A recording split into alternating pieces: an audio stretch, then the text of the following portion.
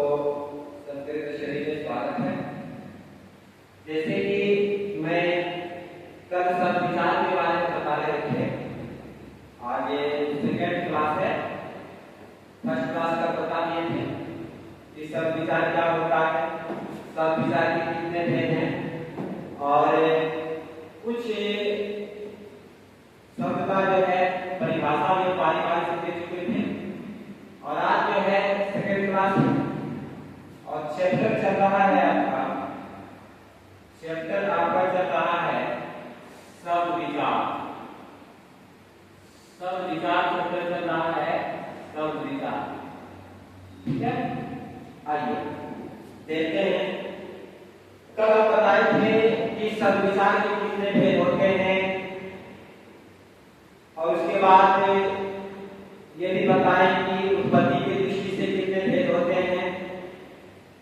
आज जो क्लास होगा वो तुम लोगों को जो है बनावट की दृष्टि से बताएंगे कि बनावट की दृष्टि से शब्द के कितने भेद होते हैं। बनावट के दृष्टि से, बनावट के दृष्टि से शब्द को जो है शब्द के तीन भेद होते हैं। शब्द के तीन भेद होते हैं। आइए देखिएगा इसको। बनावट की दृष्टि से, बनावट के दृष्टि से शब्द के तीन भेद होते हैं। कितने भेद होते हैं? तीन भेद होते हैं। फिर से समझिएगा कि बनावट की दृष्टि से शब्द के तीन भेद होते हैं। बनावट की दृष्टि से शब्द के तीन भेद होते हैं। फर्स्ट में है आपका, फर्स्ट में है रूढ़ शब्द। कौन शब्द है? रूढ़ शब्द है, याद लीजिएगा रूढ़ शब्द है। फर्स्ट में आपका रूढ़ शब्द है, रूढ़ शब्द। और सेकेंड में है आपका यौगिक शब्द, यौगिक शब्द है, यौगिक शब्द। और तीसरा में है आपका योग रूढ़ शब्द। कौन शब्द है? योग रूढ़ शब्द है, योग रूढ़ शब्द। आइए देखते हैं कि बनावट की दृष्टि से जो है शब्द के तीन भेद होते हैं। बनावट की दृष्टि से शब्द के तीन भेद होते हैं, जिसमें हम लिख चुके हैं। फर्स्ट में है, फर्स्ट में आपका है रूढ़ शब्द, सेकेंड में है आपका यौगिक शब्द और थर्ड में है योग रूढ़ शब्द। कल बता रहे थे आपको, कल का क्लास में बता रहे थे कि उत्पत्ति, उद्गम, व्युत्पत्ति के दृष्टि से। तो उत्पत्ति, उद्गम, व्युत्पत्ति के दृष्टि से कल हम बताए थे कि शब्द के 5 भेद होते हैं। शब्द के 5 भेद होते हैं। फर्स्ट में बताए थे तत्सम, सेकेंड में बताए थे तद्भव, थर्ड में बताए थे देशज और फोर्थ में बताए थे विदेशज और सबसे लास्ट जो होता है वो संकर बताए थे। और सारे शब्द का डिफिनेशन कोई एग्जांपल जो है कंप्लीट कर चुके थे। और आज जो क्लास है उसमें भी सब विचार चल रहा है। सब विचार का पार्ट 2 है, यानी करने का मतलब है कि ये बनावट की दृष्टि से देखा जाए, बनावट की दृष्टि से देखा जाए तो शब्द विचार के 3 भेद होते हैं। कितने होते हैं? 3 भेद होते हैं, जिसमें फर्स्ट है रूढ़, सेकेंड है यौगिक और थर्ड में है योग। आइए ये तीनों शब्द को जो है बारी बारी से हम कंप्लीट करते हैं। क्या कंप्लीट करेंगे? ये रूढ़ शब्द क्या होता है, यौगिक शब्द क्या होता है, योग रूढ़ शब्द क्या होता है, इसका एग्जांपल क्या होता है, इसे मतलब जो है परीक्षा में कैसे पूछा जाएगा, ये सारे बातों को जो है मैं बारी बारी से कंप्लीट करते हैं। आइए देखिएगा क्या है कि रूढ़ शब्द जो है, रूढ़ शब्द, रूढ़ शब्द किसको कहेंगे? रूढ़ शब्द, रूढ़ शब्द का मतलब होता है कि वैसा शब्द, समझिएगा, वैसा शब्द जिसे खंड करने पर, वैसा शब्द जिसे खंड करने पर कोई अर्थ नहीं देता है। फिर से समझिएगा, रूढ़ किसको कहेंगे? वैसा शब्द जिसे खंड करने पर, क्या करने पर? खंड करने पर, मतलब तोड़ने पर जो है खंड करने पर जो है यानी कोई अर्थ नहीं देता है उसे रूट शब्द कहते हैं। क्या कहते हैं? रूट शब्द कहते हैं। जैसे में इसका एग्जांपल क्या हो जाएगा? जैसे में इसका एग्जांपल हो जाएगा आपका जैसे घर है। घर है, घर एक शब्द। घर क्या है? घर एक शब्द है। लेकिन इस घर शब्द को जो है अगर हम इसको खंड करेंगे, क्या करेंगे? खंड करेंगे। तो खंड करने के बाद क्या होगा कि इससे खंड करने के बाद जो है इससे कोई भी अर्थ नहीं निकलेगा। जैसे मान लिया जाए कि देखो घ प्लस करेंगे र करेंगे, हाँ देखिए वो जो है अलग हो गया, र क्या हो गया? अलग हो गया। आप बताते हैं कि इसको अलग करे हैं, खंड किए हैं, तो वो जो है अलग हो गया, र क्या हो गया? आपका अलग हो गया। अब इससे क्या होता है कि फर्स्ट जो अलग हुआ है वो इसमें कोई अर्थ नहीं निकला, क्योंकि ख जो है एक बंध है। क्या है? एक बंध है।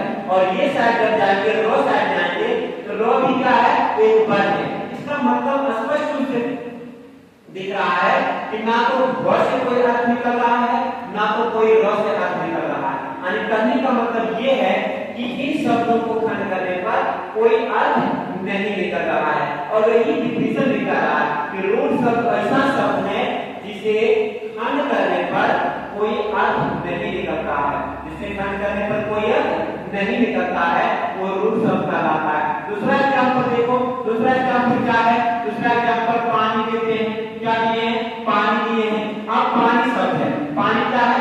एक शब्द है। पानी क्या है? एक शब्द है। अब इसको देखना है कि पानी एक शब्द है और पानी शब्द को जब हम खंड करेंगे, क्या करेंगे? खंड करेंगे, तो क्या हो जाएगा? पानी का हो जाएगा पा प्लस नी। क्या हो जाएगा? पा प्लस नी। अब पा प्लस नी हुआ है तो इससे दो भागों में बट गया, अलग अलग भागों में बट गया है। पा आ गया अलग, नी आ गया अलग। अब देखिए इससे क्या होता है, पा से कोई भी अर्थ नहीं निकल रहा है, ना तो नी से कोई अर्थ निकल रहा है। लेकिन हाँ, अगर हम इसको संस्कृत में ले जाएंगे तो पा का मतलब होता है पाना और नी का मतलब होता है ले जाना। लेकिन हम संस्कृत तो नहीं पढ़ रहे भाई, हम तो पढ़ रहे क्या? हिंदी पढ़ रहे हैं। और हिंदी में क्या पढ़ रहे हैं? शब्द विचार पढ़ रहे हैं। और शब्द विचार किसके दृष्टि से पढ़ रहे हैं? तो बनावट की दृष्टि से पढ़ रहे हैं। और बनावट की दृष्टि से जो है पानी किसके अंदर आता है? तो रूढ़ के अंदर आता है। किसके अंदर आता है? रूढ़ के अंदर। अब ये भी सवाल होगा कि सर हम कैसे जानेंगे कि पानी रूढ़ है? बिल्कुल सही बात है। कैसे जानेंगे कि हम पानी रूढ़ है? कैसे हम जानेंगे कि घर रूढ़ है? यौगिक क्यों नहीं होगा? योगुण क्यों नहीं होगा? बिल्कुल देखिए इससे क्या होगा, अगर आप कंफ्यूज में तो उस शब्द को खंड कर दो। शब्द को क्या करना? खंड कर देना। जैसे हम खंड करके बताएं, पानी है, अब पानी को हम कंफ्यूज में कि रूढ़ में रखते हैं, कि यौगिक में रखते हैं, कि योगुण में रखते हैं। इससे पहले क्या करना है कि पानी शब्द को खंड कर देना, घर शब्द को खंड कर देना। अब पानी शब्द को खंड किए हैं तो निकल पा प्लस नी, पा प्लस नी। अब पा से कोई शब्द नहीं निकलता है, ना तो नी से कोई शब्द निकल रहा है। इसका मतलब है कि रूढ़ का कहना है कि हमको तुम कितने भी टुकड़े में कीजिएगा, कितने भी खंडों में बांटिएगा, जितने भी खंड बांटिएगा, उससे कोई भी अर्थ नहीं निकलेगा। और जिन शब्दों से कोई अर्थ नहीं निकलता है वो रूढ़ का कहना है। ठीक है, आगे बढ़ते चलिए देखते हैं। अब दूसरा है यौगिक शब्द। कौन शब्द है? यौगिक शब्द है। ध्यान दीजिएगा, शब्द क्या है? यौगिक। यौगिक शब्द है। अब यौगिक शब्द किसे कहेंगे? यौगिक शब्द के बारे में तुम लोग को बता रहे हैं कि यौगिक शब्द किसे कहते हैं। यौगिक शब्द के बारे में क्या है कि वैसा शब्द, फिर से समझिएगा, वैसा शब्द जो दो शब्दों के मेल से बनता है, जो दो शब्दों के मेल से बनता है तथा उसे खंड करने पर, क्या करने पर? खंड करने पर, खंड करने पर जो है अलग अलग अर्थ देता है। क्या देता है? अलग अलग अर्थ देता है। वही हमारा यौगिक शब्द कहलाता है। फिर से समझिएगा, यौगिक शब्द क्या है? यौगिक शब्द उसे कहेंगे कि वैसा शब्द, क्या है? वैसा शब्द जिसे खंड करने पर, क्या करने पर? खंड करने पर अलग अलग अर्थ देता है। क्या देता है? अलग अलग अर्थ देता है। उसे हम यौगिक शब्द कहते हैं। एग्जांपल के तौर पर देखिएगा, जैसे हम आप लोग को बता रहे हैं, जैसे देखिएगा, जैसे हम लिखते हैं हिमालय। क्या लिखे हैं? हिमालय। हिमालय लिखिए, हिमालय लिखिए। अब इस हिमालय को जो है इस शब्द एक है, शब्द कितने हैं? एक है। हिमालय के शब्द एक है। अब इस शब्द को हम खंडित करेंगे, अलग अलग बांटेंगे। तो अलग अलग जब बांटेंगे तो देखो ये आकर पर टूटेगा, आकर पर टूटेगा, हो जाएगा हिम प्लस आलय, हिम प्लस आलय। क्या टूटा है? हिम प्लस आलय। तो हिम प्लस आलय जब टूटा है तो भाई ये अलग अलग अर्थ क्या दे रहा है? तो अर्थ बिल्कुल दे रहा है।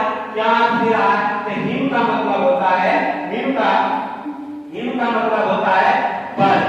हिम का मतलब क्या होता है? बर्फ। और आलय का मतलब क्या होता है? घर। हिम का मतलब होता है बर्फ और आलय का मतलब होता है घर। यानी जहां बर्फों का घर होता है, क्या होता है? जहां बर्फों का घर होता है उसे हिमालय बोला जाता है।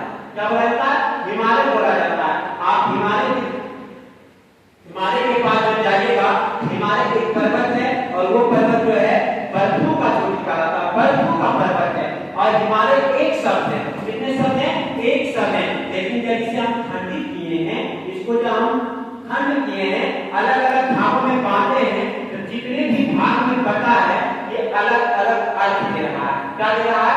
अलग अलग अर्थ दे रहा है। जैसे हिमालय हो गया तो हिम प्लस आलय है, तो हिम का मतलब बर्फ और आलय का मतलब घर। दूसरा एग्जांपल लेते हैं, दूसरा एग्जांपल लेते हैं। देखिए विद्यालय है। क्या है दूसरा एग्जांपल? विद्यालय है। दूसरा एग्जांपल क्या है? विद्यालय है। तो विद्यालय है, तो विद्यालय को अगर हम खंड करेंगे, क्या करेंगे? खंड करेंगे। ये भी आकर पर टूटेगा। कहां पर टूटेगा? आकर पर टूटेगा। इसको खंड करेंगे तो हो जाएगा विद्या प्लस आलय, विद्या प्लस आलय, विद्या प्लस आलय। अब देखो ये दो भागों में खंडित हो गया है। कितने भागों में खंडित हुआ है? दो भागों में खंडित हुआ है।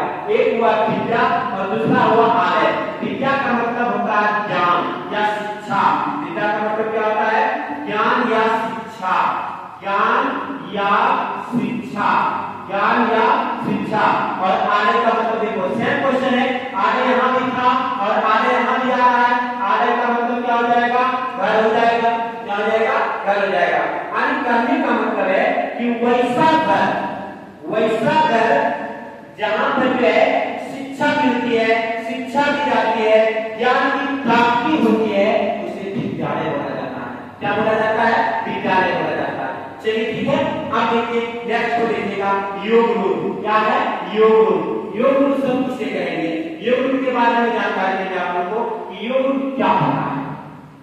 ठीक है, देखिएगा योग रूप क्या होता है, योग रूप किसे कहते हैं, समझिएगा। बिल्कुल मैं डिफिनेशन को बोल रहा हूं और उसके बाद जो है ये अभी मैं समझा रहा हूं, फिर बारी से जो है सभी शब्दों का परिभाषा जो है एक एक करके बोर्ड पे लिख दूंगा। ठीक है ना? आइए योग रूप शब्द किसे कहेंगे? वैसा शब्द जो दो शब्दों के मेल से बनता है। समझिएगा, वैसा शब्द जो दो शब्दों के मेल से बनता है तथा उसे खंड करने पर, क्या करने पर? खंड करने पर। ठीक है, फिर सुनिएगा, वैसा शब्द जो दो शब्दों के मेल से बनता है। कितने शब्दों के मेल से बनता है? दो शब्दों के मेल से बनता है तथा उसे खंड करने पर, उसे क्या करने पर? खंड करने पर अपने समान अर्थ को, अपने जो है समान अर्थ को छोड़कर एक विशेष अर्थ का धारण करता है। किसको छोड़ता है? एक समान अर्थ वाले जो अपना समान अर्थ में जो है उस अर्थ को छोड़ देगा और छोड़ करके जो है एक विशेष अर्थ का धारण कर देता है। क्या किसका धारण करता है? एक विशेष अर्थ का धारण कर देता है। तो वो हमारा होता है योग रूढ़ शब्द। क्या होता है? योग रूढ़ शब्द। एग्जाम्पल के तरह देखिएगा, एग्जाम्पल के तरह मैं बता रहा हूं आपको, ध्यान दीजिएगा।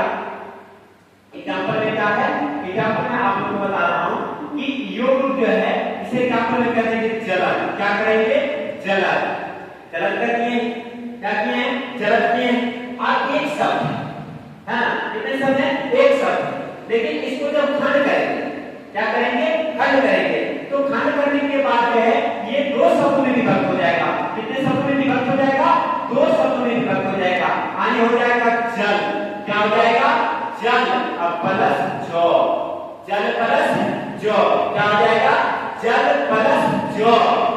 जल का मतलब होता है पानी, जल का मतलब क्या होता है पानी, और जल का मतलब होता है जन्म लेना। क्या होता है जन्म लेना। जैसे समझिएगा जलद है, जलद को हम खंड किए हैं, क्या किए हैं ये देखो जलद लिखे हैं एग्जाम्पल में, और इसको खंड जब किए हैं ये खंड देखो सब एक है, सब कितने हैं एक है, लेकिन जब इसको खंड किए हैं, जब इसको हम तोड़े हैं ये दो शब्दों में कन्वर्ट हो जाता है। कितने शब्दों में कन्वर्ट हुआ दो शब्दों में, एक हो गया जल तो दूसरा हो गया जो, एक हो गया जल तो दूसरा हो गया जो। जल का मतलब होता है पानी, क्या होता है पानी, और जो का मतलब होता है जन्म लेना। क्या होता है जन्म लेना। यानी कहने का तात्पर्य ये है, कहने का मतलब ये है कि जो पानी में जन्म लेता है, किसमें जन्म लेता है पानी में जन्म लेता है, उसे हम क्या कहेंगे, उसे हम कमल कहेंगे। क्या कहेंगे कमल कहेंगे। आप डिफिनेशन देखो क्या कहा था, परिभाषा क्या कहा था कि वैसा शब्द जो दो शब्दों के मेल से बनता है। कितने शब्दों के मेल से बनता है दो शब्दों के मेल से बनता है, परंतु उसे जब हम खंड करेंगे, क्या करेंगे खंड करेंगे तो अपनी समान अर्थ जो है ये देख रहे हैं, ये अपनी समान अर्थ जो जलन था ये अपने समान अर्थ को छोड़ दिया, समान अर्थ को क्या किया छोड़ दिया, और एक विशेष अर्थ का धारण कर लिया। ना तो इसमें जल का वैल्यू रहा, ना तो इसमें जन्म का वैल्यू रहा, वैल्यू किसका बन गया अर्थ कौन बन गया ये कमल बन गया। क्या बन गया कमल बन गया। समझ रहे हैं। तो ये मैं तो इसका समान अर्थ को छोड़ा तो जल का वैल्यू रहा, मैं तो जन्म लेने का वैल्यू रहा, मैं जल का वैल्यू रहा, यानी समान अर्थ को छोड़कर जो विशेष अर्थ धारण किया है जो कमल बना है, तो ये तुम्हारा क्या हो जाएगा योग रूप शब्द होगा। क्या होगा योग रूप शब्द होगा। ठीक है, सारे शब्द को मैं बारी बारी से समझा दिए हैं। ठीक है, और जो भी लिखा हुआ है ये बोर्ड पर लिखा हुआ है, समझ रहे ना। और जितने भी शब्द लिखाए हैं सारे शब्द को जो है मैं एक एक करके जो है बारी बारी से पूरी का मैं परिभाषा लिख लेता हूँ। ठीक है, चलिए देखिएगा। और जो बच्चे पहली बार मेरे वीडियो को देख रहे हैं वो थोड़ा चैनल को सब्सक्राइब कर दीजिएगा, लाइक कर दीजिएगा और ज्यादा से ज्यादा शेयर कीजिएगा। ठीक है, आइए चलते हैं। इसका डिफिनेशन है, इसका परिभाषा जो है मैं एक एक करके सभी को बोर्ड पर लिख देता हूँ। ठीक है, चलिए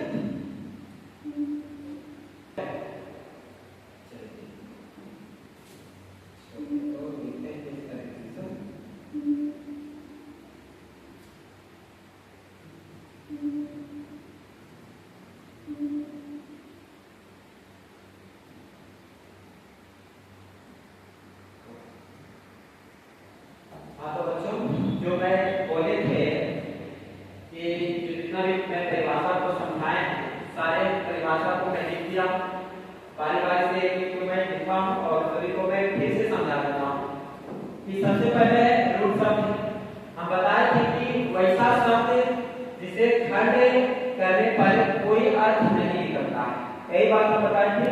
और जो बात हम बोले हैं वही बात को जो है बोर्ड पर लिख दिए, क्योंकि कुछ बच्चे ऐसे भी होते हैं जो कि लिख देते हैं लिखे हुए चीज को ज्यादा मतलब पकड़ करते हैं, इसलिए मैं सारे परिभाषा को एक एक करके लिखता हूँ।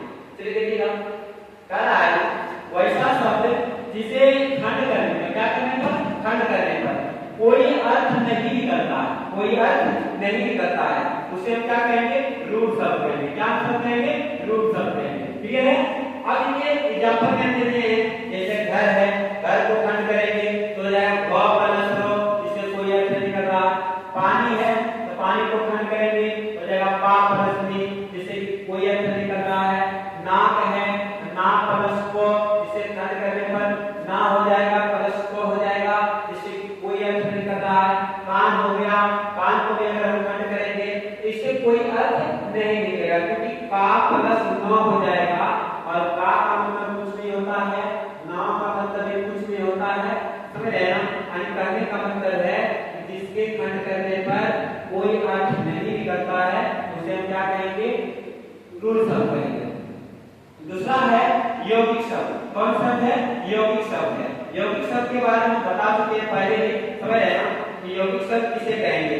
यौगिक शब्द देखिएगा ध्यान से कि कह रहा है कि वैसा शब्द जो दो या दो शब्दों के में से बनता है। वैसा शब्द जो दो शब्दों के में से बनता है तथा उसे खंड करने पर, क्या करने पर, खंड करने पर जो है कुछ अलग अलग अर्थ देता है। क्या देता है? कुछ अलग अलग अर्थ देता है। उसे हम क्या कहेंगे? यौगिक शब्द कहेंगे। क्या कहेंगे? यौगिक शब्द। एग्जाम्पल आपका सामने है। एग्जाम्पल क्या है? हिमालय है। हिमालय लिखा हुआ। हिमालय का मतलब क्या हुआ? हिम प्लस आलय। हिम का मतलब बर्फ होता है, आलय का मतलब घर होता है। जहाँ बर्फों का घर है उसे हिमालय बोला जाता है। दूसरा एग्जाम्पल है विद्यालय। विद्यालय है। इस शब्द को जब खंड करेंगे दो भाग में बांटेंगे हो जाएगा विद्या प्लस आलय। विद्या का मतलब ज्ञान या शिक्षा होता है और आलय का मतलब घर होता है। जहाँ शिक्षा का घर होता है उसे विद्यालय कहते हैं। तीसरा है पुस्तकालय है। पुस्तकालय है तो पुस्तकालय का मतलब खंड कीजिएगा पुस्तकालय को हो जाएगा पुस्तक प्लस आलय। पुस्तक प्लस आलय। पुस्तक का मतलब किताब होता है और आलय का मतलब घर होता है। जहाँ किताबों का घर होता है उसे हम पुस्तकालय बोलते हैं। क्या बोलते हैं? पुस्तकालय बोलते हैं। उसके बाद है देवदूत। क्या है? देवदूत है। देवदूत को खंड करेंगे हो जाएगा देव प्लस दूत। देव प्लस दूत हो जाएगा और देव का मतलब होता है देवता और दूत का मतलब होता है जो मतलब एक तरह से जो है अपनी बात को जो है अपने राजा की बात को जो है एक तरह से दूसरे राजाओं के पास शेयर करते हैं, उसे को दूत बोला जाता है। तीसरा है सुरेंद्र है। सुरेंद्र को खंड करेंगे हो जाएगा सूर्य प्लस इंद्र। यानी जो आदिकाली का मतलब जो देवताओं के राजा कहलाते हैं। इंद्र का मतलब भगवान होता है। समझ रहे ना? आदिकाली का मतलब है कि जो इंद्र का मतलब भगवान हुआ तो सुरेंद्र। सुरेंद्र इसको देवताओं के राजा बोलते हैं, इसे इंद्र बोलते हैं। समझ रहे ना? वो हो गया। आइए उसके बाद क्या है? उसके बाद आपका देखिएगा योग रूढ़ है। क्या है? योग रूढ़ है जो कि मैं बता रहा हूँ आपको। देखिएगा सभी बच्चे वीडियो को जरूर देखिएगा और जो भी बच्चे पहली बार मेरे चैनल पे पढ़ रहे हैं वो बच्चे जो है क्या कीजिएगा मेरे चैनल को सब्सक्राइब कर दीजिएगा और वीडियो को लाइक कर दीजिएगा और जितना संभव हो सके अपने दोस्तों के बीच में शेयर कीजिएगा। ठीक है ना? आइए देखिए ये लिखा हुआ है। ठीक है? चलिए देखिएगा क्या है इसमें लिखा हुआ। क्या है? ध्यान दीजिएगा। इसमें लिखा हुआ है परिभाषा में पहले क्लियर कर चुका हूं और इसमें है योग का परिभाषा है कि वैसा शब्द जो दो शब्दों के मेल से बनता है, जो दो शब्दों के मेल से बनता है और तथा उसे खंड करने पर, क्या करने पर? खंड करने पर जो है अपने समान अर्थ को छोड़ देता है। क्या करता है? अपने समान अर्थ को छोड़ देता है और एक विशेष अर्थ का धारण करता है। क्या अर्थ धारण करता है? एक विशेष, देख रहे हो यहाँ, एक विशेष अर्थ का धारण करता है। उसे हम क्या कहेंगे? योग रूढ़ शब्द कहेंगे। एग्जाम्पल आपका सामने है। देखिए जलद है। क्या लिखा हुआ है? जलद लिखा हुआ है। देख रहे हो? जलद लिखा हुआ है। समझ रहे ना? जलद लिखा हुआ जिसे हम खंड किए हैं तो लिख रहा है जल प्लस जो। जल प्लस जो। जल का मतलब होता है पानी। क्या होता है? पानी। और जो का मतलब होता है जन्म लेना। क्या होता है? जन्म लेना। जो पानी में जन्म लेता है वो कमल कहलाता है। यानी कार्य का मतलब अपने समान अर्थ को छोड़ दिया है, एक विशेष अर्थ का धारण किया जो कि विशेष अर्थ आपका कमल हो गया है। उसके बाद देखिए पंकज लिखा हुआ है। पंकज का खंड किया तो पंक प्लस जो हुआ है। पंक मतलब होता है कीचड़ और जो का मतलब होता है जन्म लेना। यानी कहने का मतलब है कि जो कीचड़ में जन्म लेता है वो क्या होता है? कमल कहलाता है। यानी अपने समान अर्थ को छोड़ा और एक विशेष अर्थ का धारण कर दिया। उसके बाद है लंबोदर। क्या है? लंबोदर लिखा हुआ है। लंबोदर लिखा हुआ है इसको भी हम खंड किए हैं तो क्या? लंब प्लस उदर। लंब प्लस उदर। लंब का मतलब लंबा होता है, उदर का मतलब पेट होता है। यानी कहने का मतलब है कि जिसका पेट लंबा होता है वो गणेश जी कहलाते हैं। समझ रहे ना? और आप लोग देखे होंगे गणेश जी की प्रतिमा को जरूर देखे होंगे कि गणेश जी की जो प्रतिमा होती है वो थोड़ा पेट इसका जो है लंबा होता है। और कहने का मतलब है कि अपने समान अर्थ को छोड़ दिया है और एक विशेष अर्थ का धारण कर दिया है। उसके बाद देखिए यहाँ पर है चंद्रशेखर है। चंद्रशेखर को खंड किए हो चंद्र प्लस शेखर। चंद्र का मतलब होता है चंद्रमा और शेखर का मतलब होता है सिर। यानी कहने का मतलब है कि जिनके सिर पर जो है चंद्रमा होती है वो शंकर जी कहलाते हैं। और आप लोग देखे होंगे, प्रतिमा में देखते होंगे, फोटो में देखते होंगे कि उनके सिर पर जो है चंद्रमा होती है, उनके सिरों से जो है गंगा मां की धार निकलते हैं। समझ रहे हैं ना? ये आपका जो है सब विचार जो है बराबर की दृष्टि से जो है कंप्लीट हो चुका है। और इसके बाद जो है नेक्स्ट जो है टॉपिक है वो आपका जो है अर्थ की दृष्टि से है। किसकी दृष्टि से है? अर्थ की दृष्टि से है, जो कि मैं आपको बता रहा हूँ। थोड़ा वीडियो को देखिए, जो है दोस्तों के पास जो है क्या कीजिएगा, शेयर कीजिएगा। चलिए देखते हैं नेक्स्ट टॉपिक जो है क्या है, अर्थ की दृष्टि से। ठीक है, चलिए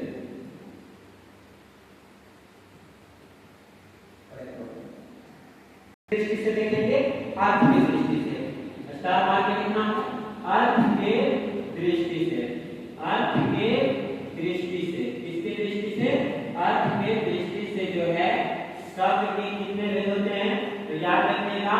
अर्थ की दृष्टि से जो है शब्दों को दो भेद होते हैं। कितने भेद होते हैं? दो भेद होते हैं। दो भेद होते हैं।